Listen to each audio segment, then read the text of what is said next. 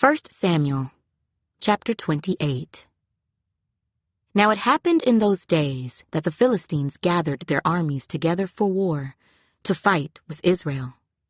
And Achish said to David, "You assuredly know that you will go out with me to battle, you and your men." So David said to Achish, "Surely you know what your servant can do." And Achish said to David, "Therefore I will make you one of my chief guardians forever." Now Samuel had died, and all Israel had lamented for him and buried him in Ramah, in his own city. And Saul had put the mediums and the spiritists out of the land. Then the Philistines gathered together and came and encamped at Shunem. So Saul gathered all Israel together, and they encamped at Gilboa.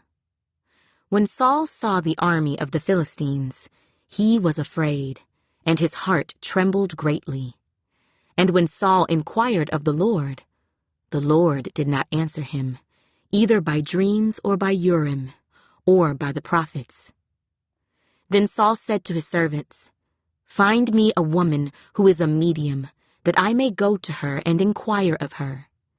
And his servants said to him, "In fact, there is a woman who is a medium at Endor." So Saul disguised himself and put on other clothes, and he went, and 2 men with him. And they came to the woman by night. And he said, "Please conduct a séance for me, and bring up for me the one I shall name to you." Then the woman said to him, "Look, you know what Saul has done, how he has cut off the mediums and the spiritists from the land. Why then do you lay a snare for my life, to cause me to die?"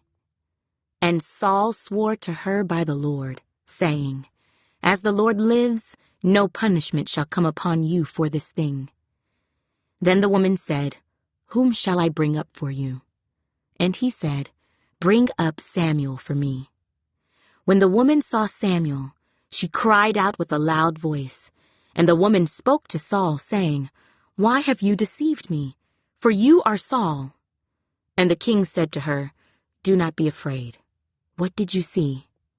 And the woman said to Saul, "I saw a spirit ascending out of the earth." So he said to her, "What is his form?" And she said, "An old man is coming up, and he is covered with a mantle." And Saul perceived that it was Samuel, and he stooped with his face to the ground, and bowed down. Now Samuel said to Saul, "Why have you disturbed me by bringing me up?" And Saul answered, "I am deeply distressed, for the Philistines make war against me, and God has departed from me, and does not answer me any more, neither by prophets, nor by dreams. Therefore I have called you, that you may reveal to me what I should do." Then Samuel said, "So why do you ask me, seeing the Lord has departed from you, and has become your enemy? And the Lord has done for himself as he spoke by me, for the Lord has torn the kingdom out of your hand, and given it to your neighbor, David, because you did not obey the voice of the Lord, nor execute his fierce wrath upon Amalek. Therefore the Lord has done this thing to you this day. Moreover, the Lord will also deliver Israel with you into the hand of the Philistines. And tomorrow you and your sons will be with me. The Lord will also deliver the army of Israel into the hand of the Philistines." Immediately Saul fell full length on the ground, and was dreadfully afraid because of the words of Samuel. And there was no strength in him, for he had eaten no food all day or all night. And the woman came to Saul, and saw that he was severely troubled, and said to him, "Look, your maidservant has obeyed your voice, and I have put my life in my hands, and heeded the words which you spoke to me.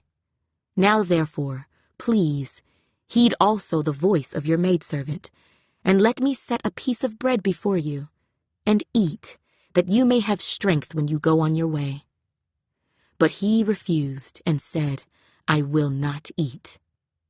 So his servants, together with the woman, urged him, and he heeded their voice. Then he arose from the ground and sat on the bed. Now the woman had a fatted calf in the house, and she hastened to kill it.